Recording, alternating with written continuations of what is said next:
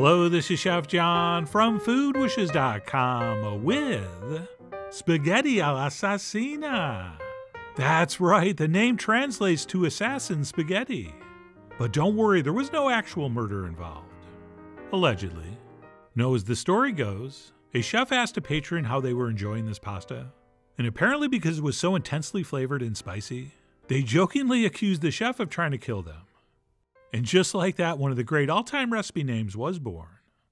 And to get started with this deadly spaghetti, the first thing we'll do is make our tomato broth, which for me starts with sizzling 2 or 3 cloves of finely minced garlic in some olive oil, set over medium heat.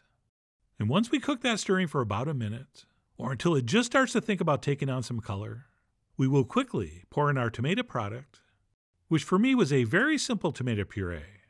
All right, not to brag, but this one was imported and sold as passata. And other than some salt and a few basil leaves, this was pure tomato.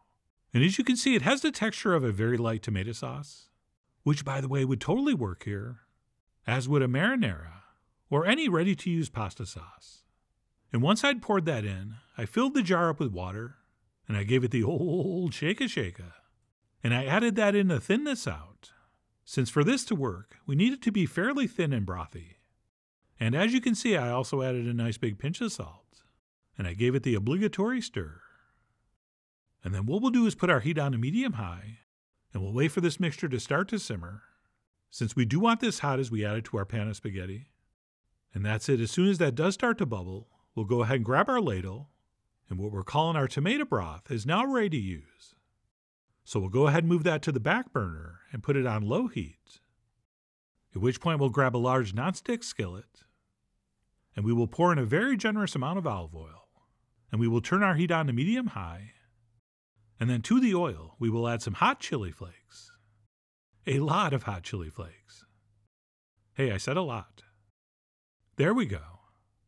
And what we'll do is wait for that oil to get hot, and for those chili flakes to just start to sizzle. And if you're thinking, that looks like too much chili flake, well, it's not. But anyway, once we've sizzled and swirled those hot chili flakes in that hot oil for about a minute, we'll go ahead and add the star of the show, some raw spaghetti. Oh yeah, right into the pan like that. And then what we'll do is take our tongs and toss that spaghetti in that hot oil, hopefully coating each noodle, or at least close to it. Oh, and I should have mentioned, you do need a pan the spaghetti will fit into without breaking, since breaking the spaghetti for this recipe is a huge no-no. All right, the Italians consider that worse than someone wearing socks with sandals, or in American terms, putting ketchup on a hot dog. Okay, it is just not done, so make sure you got a nice big pan. And then once our spaghetti has been coated in that hot chili oil, we will go ahead and add our first addition of tomato broth. And I'm going to start with 4 big ladles here.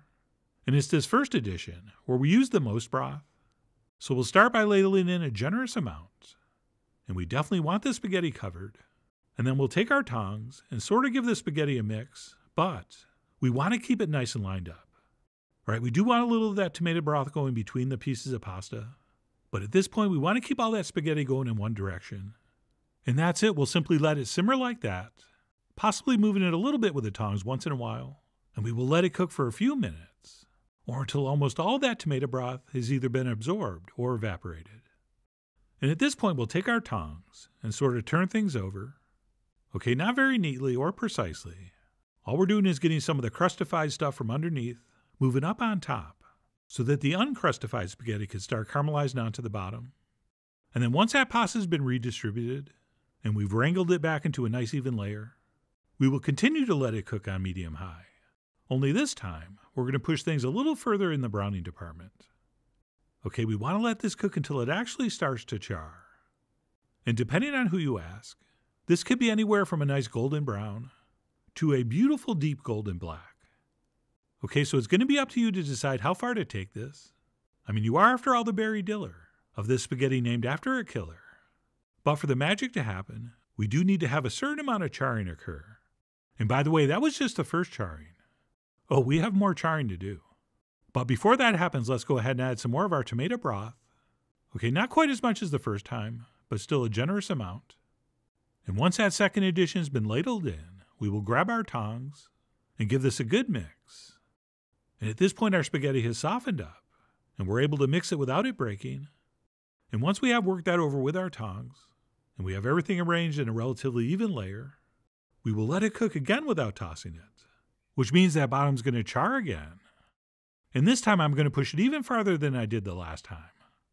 Okay, you see that? That's exactly what we're after.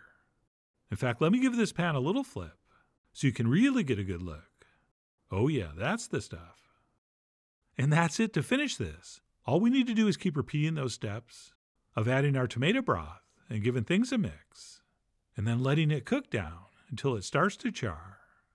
And we will simply continue doing that until our pasta is cooked to our liking, which for me, of course, is a nice al dente. And as far as the timing goes, when you cook a raw pasta in a pan like this, it's going to take at least twice as much time as if you boiled it. Okay, so if your spaghetti normally takes like 11 minutes, it's going to be like more 20 to 25 minutes using this method. But as usual, we're never going to go by time. And when you think it's getting close, you're going to start testing it. Oh, and besides making sure our tomato broth is nicely seasoned, you also might want to toss some salt into this pan as well. All right, I'm going to leave that up to you, since you're the one that's going to be tasting this, for not just doneness, but for seasoning as well.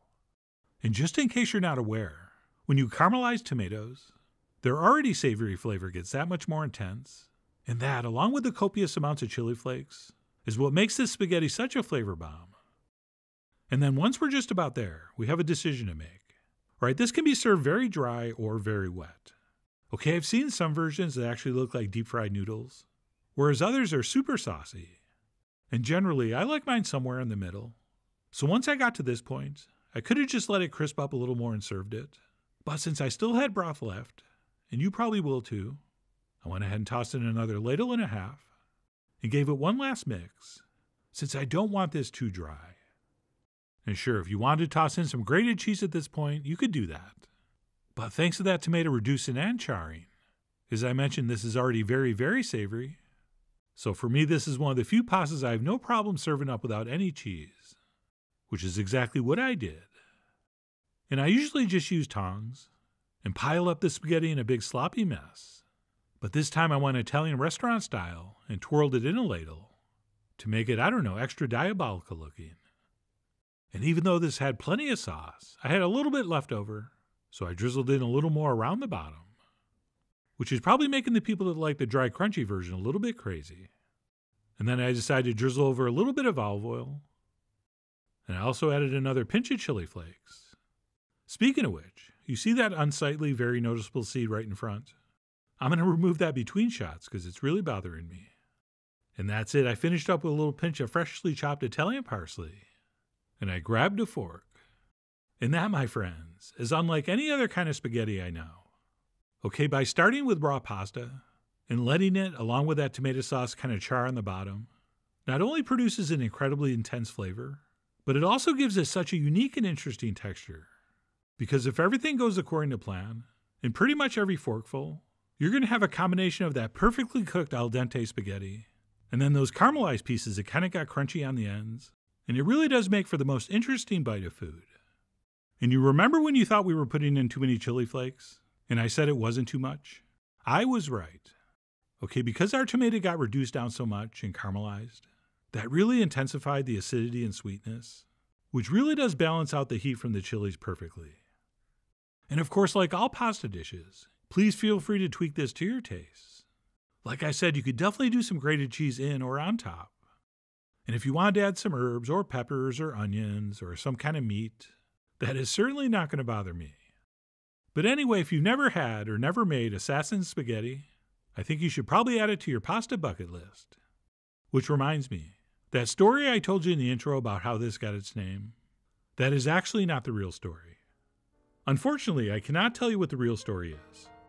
I mean, I could, but then I'd have to, well, you know. But no matter how this spaghetti actually got its name, it really is truly unique and amazingly delicious, which is why I really do hope you give this a try soon. So please follow the links below for the ingredient amounts, a printable written recipe, and much more info as usual. And as always, enjoy.